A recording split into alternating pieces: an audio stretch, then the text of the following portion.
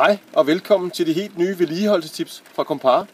I dag skal vi rense tagrender. Efteråret står som bekendt for døren, og med efterårets kraftige storme og kraftige regnvejr, ja, så kommer der altså rigtig meget vand, og der vil vi gerne have en tryghed, en garanti for, at alt det her vand kommer uhindret og hurtigt ud i kloakken.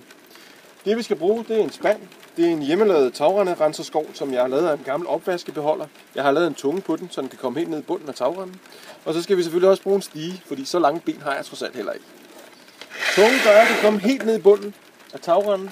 Hernede der kan jeg fjerne blade og grene og alt muligt andet snask, som har en kedelig tendens til at lægge sig hernede. Efteråret er smukt, gule og orange nuancer over det hele, men alle bladene har jo altså en tendens til at havne hernede i tagrenden. Brug 1 til 2 weekender i løbet af efteråret til at få renset tagrenderne op, så ikke du får problemer med alt det her regnvand. Her fra Kompar har vi kun at sige rigtig meget held og lykke og rigtig god weekend.